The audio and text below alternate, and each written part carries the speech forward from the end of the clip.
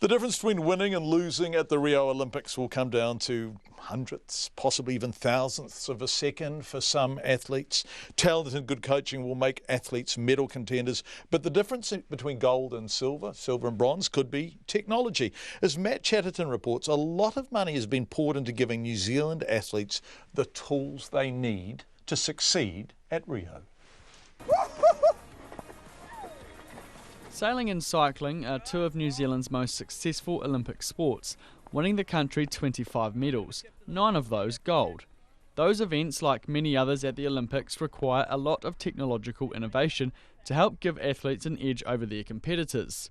That's where High Performance Sport New Zealand steps in. Its technology and innovation program is dedicated to finding new ways to improve athletes' performances. $1.5 million is pumped into the program every year to improve the country's chances on the world sporting stage. The innovation manager at High Performance Sport New Zealand, Matt McKerrow, says his job is about finding sustainable ways for athletes to consistently succeed for years to come. There's no such thing as a silver bullet. There's no one piece of technology that you can introduce tomorrow that's going to make a massive gain.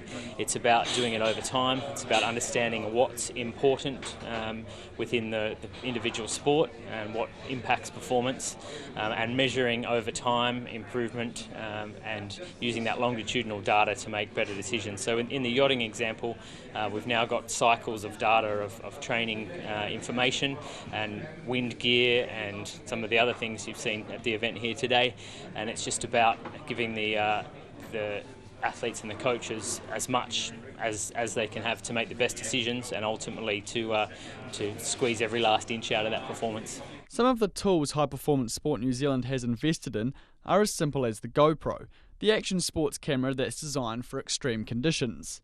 In yachting, they're used to record information about how various sails perform during racing. New Zealand Sailing's High Performance Director Jez Vanstone says the GoPro actually saves the organisation money in the long run. There are certain classes where you can make your own sails and make your own changes, and so it stops you having to go through a whole raft of different sails. You can use one and maybe even change it and then go out and film it again. And so people coming into the class, for example, the fin, the laser, they've often come from the laser, and it's a different rig and a different way of sailing, and it helps them understand their controls a bit quicker. At the other end of the technology spectrum is Southern Spa.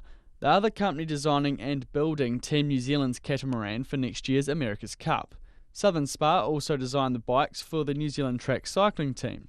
Cycling is a sport that comes down to the narrowest of margins, something Cycling New Zealand's High Performance Director Mark Elliott says the women's pursuit team experienced firsthand at this year's World Championships. Our women lost the opportunity to ride for gold and silver by 0.003 of a second, I think, which equated to about 10 centimetres over a 4,000 metre pursuit.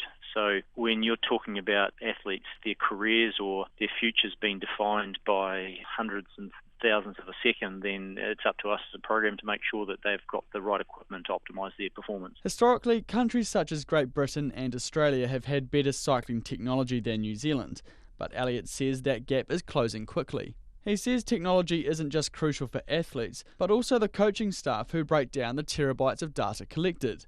The athletes themselves help select which innovations they use, which Elliott says is crucial to success. There's a lot of knowledge that sits in that team and understanding the sport, and therefore you combine that great technical expertise from the carbon fibre experts and the wind tunnel designers and etc., and you put that with the athletes. That's what makes it special, and I think that's where the athletes, when they're fronting up on the line, they own what they're riding and they have been a part of designing what they're riding, and that's the psychological edge. And for us, I think that really puts us in probably the best position we've been as a cycling program in the last 2 Olympic cycles. While confidence is key, learning from the innovative tools is just as important for the athletes. New Zealand sailor Michael Wilkinson says without the advancements in technology, his development would be a lot slower. When we go sailing, it can be quite easy to just go sailing and practice your moves, and for being able to record what you've done, and especially with the Training Peaks app, look back on what you've done and kind of reflect and debrief, and you can really kind of get a really good understanding of what you've done and learn out of it rather than just go through the motions as such. 7 seconds to lay here. With new innovations already in the works for the 2020 Tokyo Olympics, athletes like Wilkinson are well on their way to breaking new ground. For Checkpoint, Matt Chatterton Tine. Matt Chatterton, who wanted me to tell you that he will be yelling very loudly for the Hurricanes.